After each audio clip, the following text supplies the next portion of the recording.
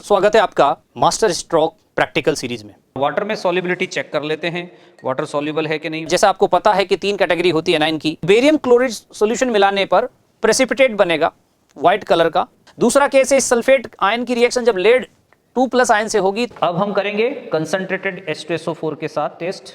तो बच्चों देखिए प्रेसिपिटेट बन गया है बेरियम क्लोराइड का। अब हम थर्ड ग्रुप के लिए जाएंगे और थर्ड ग्रुप के लिए हम अलग से ओरिजिनल सॉल्यूशन लेंगे। पहले केस में जब इस सॉल्यूशन में हमने अमोनियम हाइड्रोक्साइड मिलाया तो एल्यूमिनियम हाइड्रोक्साइड का जेलेटिनस प्रेसिपिटेट आया। किसी भी तरह का प्रेसिपिटेट नहीं आना ये इंडिकेट कर रहा है कि इसमें फर्स्ट ग्रुप के कैटायन भी एब्सेंट है। तो H2S क्यों निकाली जाती है बॉयल करके? तो इसका सबसे फर्म क्वेश्चन आंसर क्या हो सकता है? ग्रुप फोर्थ के जो कैटायंस हैं वो भी सल्फाइड के फॉर्म में ही प्रेसिपिटेट होते हैं। एक बार फिर स्वागत है आपका आकाश इंस्टीट्यूट के मास्टर स्ट्रोक प्रैक्टिकल सीरीज में। और बच्चों इस सीरीज में हम आजकल डिस्कस कर रहे हैं क्वालिटेटिव एनालिसिस, रेडिकल एनालिसिस। तो बच्चों इसी सीक्वेंस को आगे बढ़ाते हुए आज हम एक और नए सॉल्ट का एनालिसिस करेंगे और चेक करेंगे कि कैटायन और एनायन कौन सा गिवन है। तो बच्चों प्रैक्टिकल का जो ये सीक्वेंस है उसको शुरू कर रहे हैं। जैसा बच्चों आपको पता है कि जब फाइल बनाते हैं तो हम सबसे पहले एम लिखते हैं और एम इस तरह से है, analyse the given inorganic salt for the 1 anion and 1 cation. एक कैटायन और एक एनायन को एनालाइज करेंगे। ये लिखने के बाद अगले पेज पे बच्चों हमें ये निकला है कि मटेरियल रिक्वायर्ड क्या है। तो इस प्रैक्टिकल के जो मटेरियल रिक्वायर्ड है वो है boiling tube, test tubes, Kipp's apparatus H2S gas के लिए, measuring cylinder, test tube stand, test tube holder, filter papers and reagents. ये लिखने के बाद बच्चों तो सबसे पहले जो सॉल्ट दिया गया है बच्चों उसको एनालाइज कर लेते हैं, फिजिकल प्रॉपर्टीज उसकी। तो सॉल्ट जो है वाइट कलर का सॉलिड सॉल्ट दिख रहा है, स्मेल कुछ भी नहीं है। और वाटर में सॉल्युबिलिटी चेक कर लेते हैं, वाटर सॉल्युबल है कि नहीं। वैसे आपको पता होना चाहिए कि जब एग्ज़ाम होता है ना तो वाटर सॉल्युबल सॉल्ट ही दिए जाते हैं, इनसॉल्युबल सॉल्ट नहीं दिए जाते हैं, अवॉइड किए जाते हैं। और वैसे सिलेबस में भी नहीं है, आपने देखा होगा। तो बच्चों सॉल्युबिलिटी चेक कर रहे हैं तो ये वाटर में सॉल्युबल सॉल्ट है, ठीक है। हम जो है प्रिलिमिनरी इन्वेस्टिगेशंस करके सॉल्ट के जो प्रॉपर्टीज़ हैं फिजिकल वो यहाँ पर मेंशन करेंगे। तो बच्चों फिजिकल स्टेट सॉलिड, कलर इसका वाइट है सॉल्ट का, ऑडोर ऑडोरलेस है, कोई ऑडोर नहीं है सॉल्ट में, सॉल्युबिलिटी वाटर में सॉल्युबल है। हम चेक करेंगे जब लेबोरेटरी में। और फ्लेम टेस्ट नो कलर, कोई कलर नहीं है। तो बच्चों ये फिजिकल प्रॉपर्टीज मेंशन करने के बाद अब हम सबसे पहले एनायन का टेस्ट करेंगे। तो टेस्ट फॉर एनायंस कि एनायन कौन सा होता है। तो सबसे जैसा आपको पता है कि तीन कैटेगरी होती है एनायन की, डाइल्यूट H2SO4 वाले एनायंस, कंसंट्रेटेड H2SO4 वाले एनायंस और लास्ट में सल्फेट और फॉस्फेट।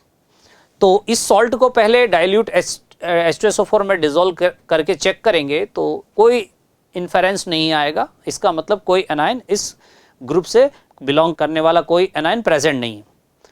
फिर हम इस सॉल्ट को कंसंट्रेटेड H2SO4 में डिजोल्व करके चेक करेंगे, वहाँ से भी किसी भी तरह की कोई गैस डेवलप नहीं होगी, कोई स्मेल डेवलप नहीं होगी। इसका मतलब इस ग्रुप का भी कोई एनायन प्रेजेंट नहीं है। तो इसका मतलब है अब हम सल्फेट या फॉस्फेट के लिए जा सकते हैं। तो बच्चों सॉल्ट सॉल्यूशन लेकर उसे डाइल्यूट HCl में मिलाकर और फिर बेरियम क्लोराइड सॉल्यूशन मिलाएंगे। तो बेरियम क्लोराइड सॉल्यूशन मिलाने पर प्रेसिपिटेट बनेगा व्हाइट कलर का, जो कि concentrated HCl and concentrated HNO3 में सॉल्युबल है। तो ये सल्फेट आपका कंफर्म्ड है। अगला जो टेस्ट लगाएंगे बच्चों वो लेड एसिड टेस्ट लगाएंगे और इसमें सॉल्ट सॉल्यूशन लेकर उसमें एसिटिक एसिड मिलाकर लेड एसिटेट सॉल्यूशन मिलाएंगे, व्हाइट प्रेसिपिटेट आएगा तो सल्फेट अगेन कंफर्म है। अब इस चीज़ को इसके रिएक्शंस में चेक करते हैं कि रिएक्शन क्या होंगी। यहाँ पर जब बेरियम क्लोराइड टेस्ट लगाएंगे तो सोडियम सल्फेट की रिएक्शन बेरियम क्लोराइड होने से बेरियम सल्फेट का व्हाइट प्रेसिपिटेट बनेगा और NaCl बाई प्रोडक्ट। यहाँ पर ये रिएक्शन लिखने के लिए सोडियम इस्तेमाल किया गया है, बाकी सिर्फ सल्फेट आयन ही यहाँ पर हमें मेनली डिस्कस करना है बच्चों। तो सल्फेट आयन की रिएक्शन बेरियम से रिएक्शन होगी और बेरियम सल्फेट बनेगा।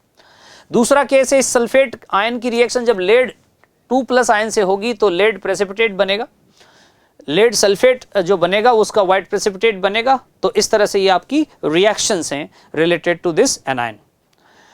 अब बच्चों इसके बाद हम लैब में चलकर इन दोनों टेस्ट को परफॉर्म करते हैं, ठीक है। सॉल्ट लिया मैंने, थोड़ा सा इसके अंदर H2SO4 मिलाया डाइल्यूट, और किसी भी तरह का कोई चेंज नहीं आ रहा है। इसका मतलब इसके अंदर डाइल्यूट H2SO4 वाले एनायन एब्सेंट है। ये देखिए, अब हम करेंगे कंसंट्रेटेड H2SO4 के साथ टेस्ट। थोड़ा सा सॉल्ट लेंगे और अब उसके अंदर हम कंसंट्रेटेड H2SO4 की 1-2 ड्रॉप डालेंगे। तो जैसे ही हमने कंसंट्रेटेड H2SO4 की 1-2 ड्रॉप डाली, ये कोई चेंजेस नहीं आ रहे हैं, कोई स्मेल नहीं आ रही है। इसका मीनिंग ये हो गया कि आपका कंसंट्रेटेड H2SO4 के कोई भी आयन यहाँ पर प्रेजेंट नहीं है, ठीक है बच्चों। अब हम टेस्ट करेंगे फॉस्फेट या सल्फेट का। तो या तो फॉस्फेट होगा या सल्फेट होगा। सल्फेट के लिए टेस्ट करके देखते हैं। तो जो सॉल्यूशन हमने बनाया था, देखिए वो क्लियरली सॉल्युबल हो गया है। इसमें पहले बच्चों हम बेरियम क्लोराइड ऐड करेंगे, बेरियम सल्फेट का टेस्ट लगाएंगे। क्या है कि बेरियम सल्फेट वाटर में इनसॉल्युबल होता है, प्रेसिपिटेट बना लेगा। तो ये आपका बेरियम क्लोराइड है और हम इसके अंदर ऐड करते हैं।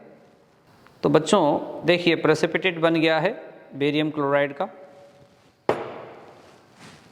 ये प्रेसिपिटेट बनना, वाइट कलर का प्रेसिपिटेट बनना, ये कंफर्म कर रहा है कि सल्फेट आयन प्रेजेंट है, ठीक है बच्चों। अब हम एक और कन्फर्मेटरी टेस्ट करेंगे। ये तो बेरियम सल्फेट का कन्फर्मेटरी टेस्ट हो गया कि सल्फेट प्रेजेंट है। एक लेड एसीटेट टेस्ट भी कर लेते हैं। इसके लिए हम जो सॉल्यूशन लिया था उसमें लेड एसीटेट मिलाकर देखते हैं। तो जो ओरिजिनल सॉल्यूशन हमने बनाया था वाटर में सॉल्युबल, उसमें हम लेड एसीटेट मिलाते हैं और ये देखिए, लेड एसीटेट मिलाते ही वाइट प्रेसिपिटेट बन गया है।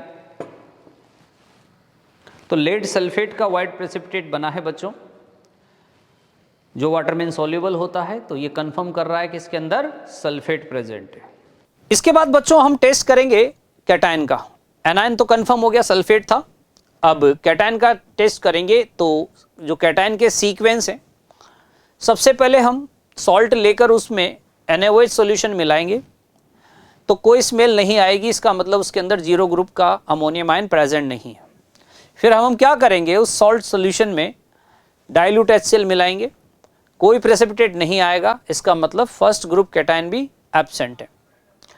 अब हम इसी सॉल्यूशन में जिसमें हमने HCl मिलाया हुआ है, मीडियम एसिडिक किया हुआ है, अब उसमें बच्चों H2S गैस पास करेंगे। यहाँ कोई प्रेसिपिटेट नहीं आएगा। इसका मतलब सेकेंड ग्रुप के कैटायंस भी एब्सेंट है। तो अब हम थर्ड ग्रुप के लिए जाएंगे और थर्ड ग्रुप के लिए हम अलग से ओरिजिनल सॉल्यूशन लेंगे और उस ओरिजिनल सॉल्यूशन में या तो आप ओरिजिनल सॉल्यूशन ले सकते हैं, तो फिर ये स्टेप यानी कि इसको बॉयल करने की जरूरत नहीं पड़ेगी। लेकिन अगर आप इसी सॉल्यूशन को आगे कैरी फॉरवर्ड कर रहे हैं बच्चों, तो फिर पहले आप उसको बॉयल करके H2S गैस उसमें से रिमूव करेंगे और फिर उसके अंदर एक्सेस में अमोनियम क्लोराइड और अमोनियम हाइड्रोक्साइड मिलाएंगे। अगर जिलेटिनस प्रेसिपिटेट बनता है वाइट कलर का, तो बच्चों थर्ड ग्रुप प्रेजेंट है और एल्यूमिनियम प्रेजेंट हो सकता है। ये जो प्रेसिपिटेट आया यहाँ पे वाइट कलर का जिलेटिनस, इसको बच्चों डाइल्यूट HCl में डिसॉल्व करना और 2 पार्ट बनाने हैं। एक पार्ट में हम लेक टेस्ट करेंगे और दूसरे में सोडियम हाइड्रोक्साइड टेस्ट करेंगे। तो पहले पार्ट को लीजिए और पहले पार्ट में मिलाइए ब्लू लिटमस और देन NH4OH अमोनियम हाइड्रोक्साइड।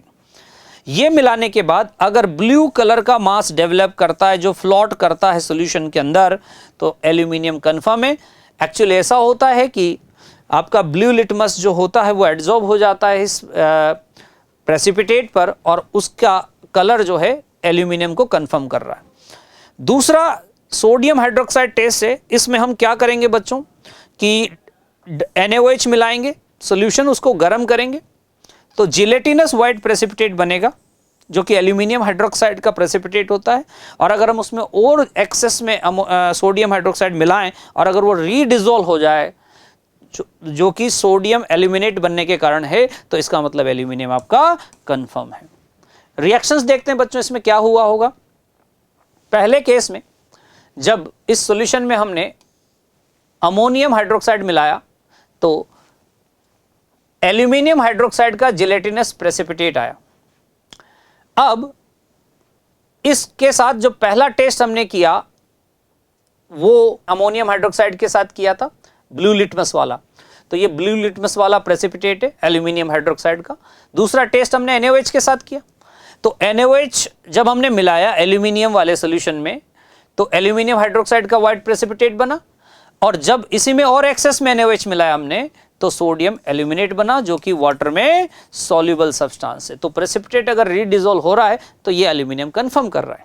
चलिए बच्चों, ये जो हमने थ्योरी पढ़ी है इसका टेस्ट लेबोरेटरी में चलकर देखते हैं। स्टूडेंट्स, अब हम कैटायन का टेस्ट करेंगे और जैसा आपको पता है कैटायंस की हम कैटेगरी बनाते हैं, 0 group, first group, second group, है ना, थर्ड, फोर्थ, फिफ्थ, और सबका अलग अलग ग्रुप रिएजेंट होता है। तो हम 1 बाय 1 करके चेक करते जाएंगे और फिर कंफर्म करेंगे कि कौन सा कैटायन, कौन से ग्रुप का कैटायन प्रेजेंट है। सबसे पहले 0 ग्रुप को चेक करेंगे। तो 0 ग्रुप के लिए बच्चों हम थोड़ा सा सॉल्ट लेंगे और सॉल्ट लेकर उसमें सोडियम हाइड्रोक्साइड ऐड करेंगे। सोडियम हाइड्रोक्साइड मिलाने पर अगर अमोनिया जैसी स्मेल आए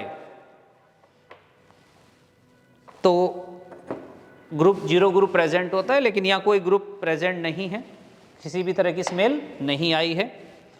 अब हम इसमें फर्स्ट ग्रुप के कैटायंस चेक करेंगे बच्चों। इसके लिए जो ओरिजिनल सॉल्यूशन इसके लिए बनाना होगा तो पहले हम ओरिजिनल सॉल्यूशन बना लेते हैं। ओरिजिनल सॉल्यूशन बनाने के लिए थोड़ा सा सॉल्ट लेंगे और उसे डिसॉल्व करके देखेंगे, क्योंकि वाटर में सॉल्युबल है तो डाइल्यूट HCl या कंसंट्रेटेड HCl या गर्म करने की जरूरत ही नहीं है, सीधे कोल्ड डाइल्यूट डिस्टिल्ड वाटर में डिसॉल्व है। तो इस तरह से ओरिजिनल सॉल्यूशन बन गया है। वाटर सॉल्युबल सॉल्ट होता है। तो ये सॉल्यूशन जब रेडी हो गया है तो इसी सॉल्यूशन की हेल्प से अब हम कंफर्मेशन लेंगे, इन्फेरेंस लेंगे कि कौन सा कैटायन प्रेजेंट है। तो अब हम इस सॉल्यूशन की हेल्प से फर्स्ट ग्रुप को चेक करेंगे कि फर्स्ट ग्रुप का कैटायन प्रेजेंट है या नहीं है, जिसमें सिल्वर होता है, लेड होता है, मर्क्यूरस होता है। उसके लिए ग्रुप रिएजेंट है बच्चों डाइल्यूट HCl। तो डाइल्यूट हाइड्रोक्लोरिक एसिड में ऐड कर रहा हूँ एक्वस सॉल्यूशन में, सॉल्ट के एक्वस सॉल्यूशन में, और किसी भी तरह का प्रेसिपिटेट नहीं आना ये इंडिकेट कर रहा है कि इसमें फर्स्ट ग्रुप के कैटायन भी एब्सेंट है। तो 0 ग्रुप भी एब्सेंट था और फर्स्ट ग्रुप भी एब्सेंट है, यानी इसमें सिल्वर भी नहीं, लेड भी नहीं है और मर्क्यूरस भी नहीं है। ठीक है। तो स्टूडेंट्स, क्योंकि सेकंड ग्रुप के कैटायंस भी प्रेजेंट नहीं हैं, H2S गैस पास करके हमने देखा, तो अब हम ग्रुप थर्ड के कैटायंस को चेक करेंगे जो कि हाइड्रोक्साइड्स के रूप में प्रेजेंट होते हैं। तो इसके लिए मैं ये ओरिजिनल सॉल्यूशन लेता हूँ और ओरिजिनल सॉल्यूशन में हम 2 टेस्ट परफॉर्म करेंगे, एक लेग टेस्ट और दूसरा सोडियम हाइड्रोक्साइड के साथ प्रेसिपिटेशन का टेस्ट। तो थोड़ा सा मैंने ये ओरिजिनल सॉल्यूशन लिया है और अब मैं इसमें मिलाऊंगा अमोनियम क्लोराइड सॉलिड, और अमोनियम क्लोराइड के बाद मैं इसमें अमोनियम हाइड्रोक्साइड मिलाऊंगा जो कि ग्रुप रिएजेंट है। थर्ड ग्रुप के लिए। ठीक है बच्चों, तो ये मैंने थोड़ा सा अमोनियम क्लोराइड मिला दिया है, इसको थोड़ा सा एक्सेस में लेना होता है, और अमोनियम क्लोराइड मिलाकर अब मैं इसमें अमोनियम हाइड्रोक्साइड मिलाऊंगा। तो अमोनियम हाइड्रोक्साइड मिलाने के बाद अगर प्रेसिपिटेट आता है तो इसका मतलब है कि हाइड्रोक्साइड प्रेजेंट, मतलब कैटायंस आपके प्रेजेंट है। तो ये देखिए प्रेसिपिटेट आ गया है, जिलेटिनस प्रेसिपिटेट आया है वाइट कलर का, जो ये कंफर्म कर रहा है कि इसमें एल्यूमिनियम कैटायन प्रेजेंट हो सकता है, क्योंकि वाइट प्रेसिपिटेट आया है। अब इस प्रेसिपिटेट को हम डाइल्यूट HCl में डिसॉल्व करेंगे और कंफर्मेटरी टेस्ट लगाएंगे।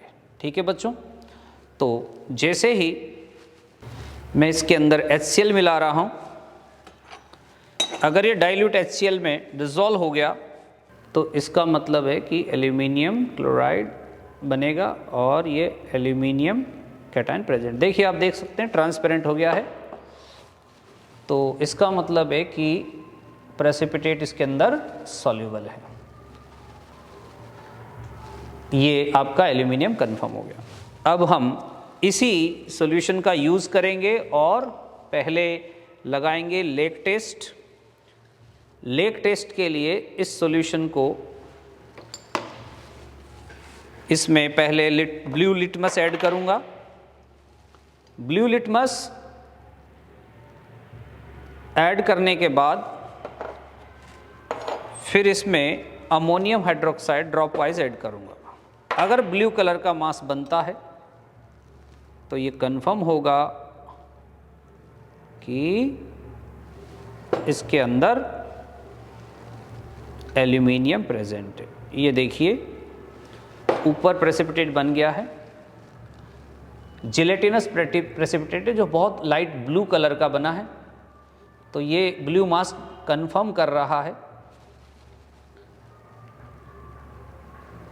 ये ब्लू प्रेसिपिटेट बनना कंफर्म कर रहा है कि इसके अंदर एल्यूमिनियम प्रेजेंट है। अब बच्चों एक और सोडियम हाइड्रोक्साइड टेस्ट लगाएंगे। सोडियम हाइड्रोक्साइड टेस्ट के लिए इस सॉल्यूशन को मैं, जो कि हमने डाइल्यूट HCl में प्रेसिपिटेट को डिसॉल्व किया था, उसमें NaOH मिलाएंगे। अगर प्रेसिपिटेट बनता है तो ये सोडियम हाइड्रोक्साइड के साथ एल्यूमिनियम हाइड्रोक्साइड बनेगा, और जिसको मैं एक्सेस में अगर डिसॉल्व करूं तो, और अगर डिसॉल्व हो जाए तो ये कंफर्म होगा कि एल्यूमिनियम प्रेजेंट है। तो देखिए बच्चों, जैसे ही मैं NaOH मिला रहा हूं इसके अंदर जिलेटिनस प्रेसिपिटेट बन रहा है और ये एल्यूमिनियम हाइड्रोक्साइड का जिलेटिनस प्रेसिपिटेट बन गया है। अब अगर हम इसमें थोड़ा सा और NaOH मिलाएं और अगर ये वापस डिसॉल्व हो जाए, देखिए वापस डिसॉल्व हो गया है, तो ये कंफर्म कर रहा है कि हमारा कैटायन एल्यूमिनियम प्रेजेंट है और ग्रुप थर्ड का कैटायन प्रेजेंट है।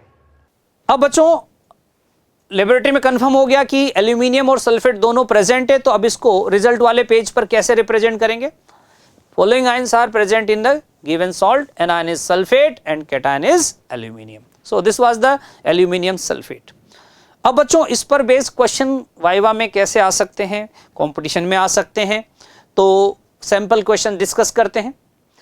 पहला क्वेश्चन है, the blue complex formed in a lake test for aluminium 3+ ion कौन सा है? एल्यूमिनियम आयन के लेक परीक्षण में निर्मित संकुल कौन सा है?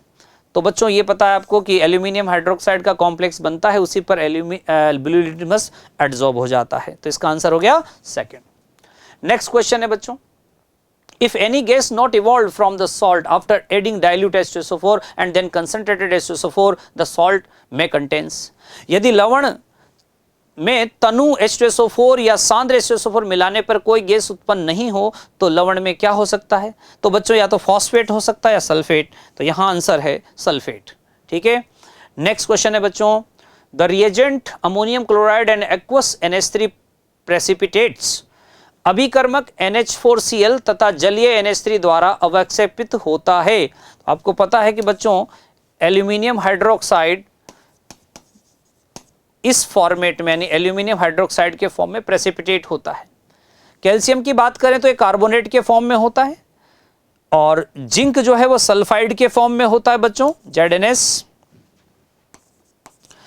ये कार्बोनेट के फॉर्म में होता है।